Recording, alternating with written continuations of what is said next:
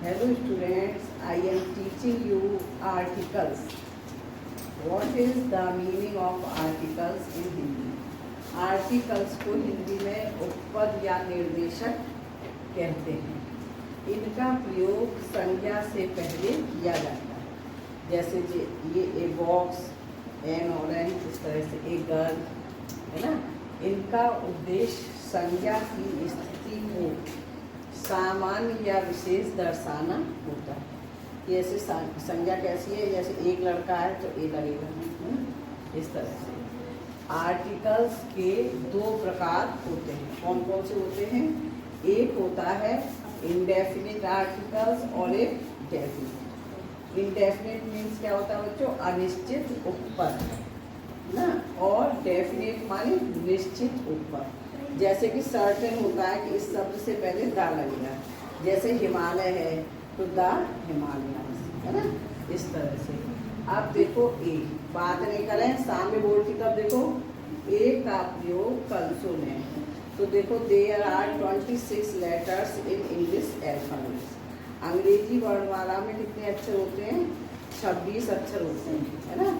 तो 26 में से 5 अक्षर, 5 जो अल्फाबेट हैं, ए ई आई ओ यू, इन पांचों को क्या कहते हैं? वॉवेल्स।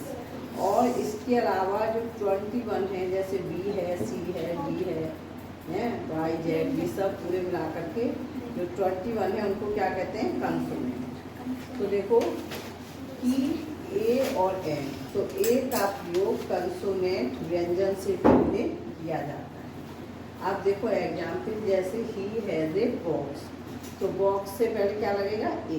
क्यों? क्योंकि इसकी स्पेलिंग किससे शुरू हो रही है? बी से। अब देखो you are a good boy, तो गुड से पहले क्या लगेगा? ए लगेगा। अब देखो कि ए का प्रयोग वॉवेल्स, स्वर ए ई आई ओ यू से पहले भी किया जाता है।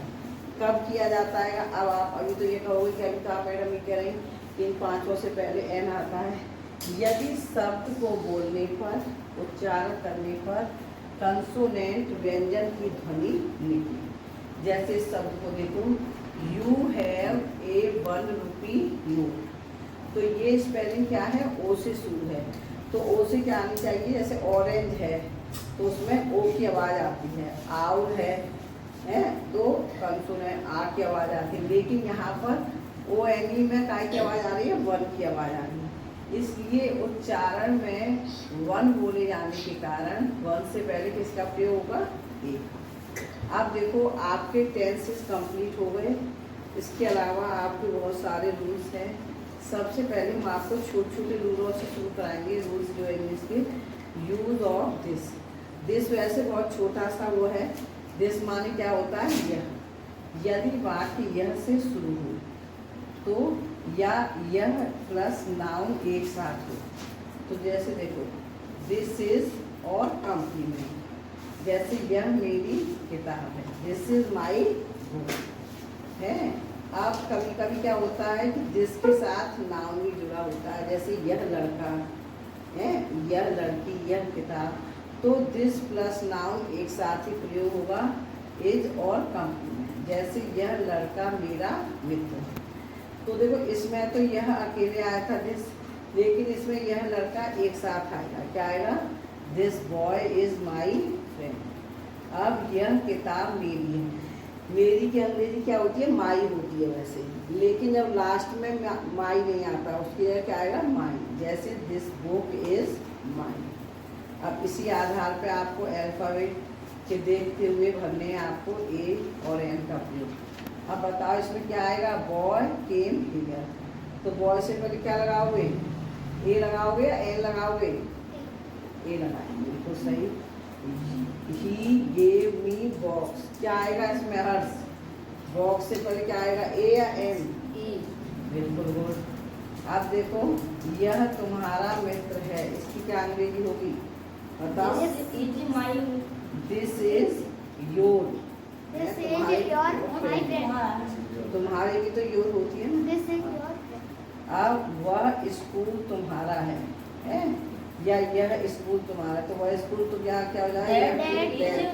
That school is yours. Your नहीं आएगा, योर्स आएगा, है ना।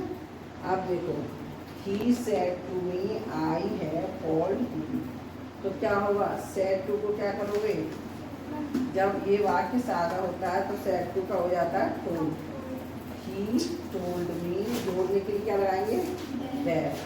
अब I have को बदलेंगे he के अनुसार, तो I की जगह क्या होगा, he, और have की जगह क्या हो जाता है, तो he had called him।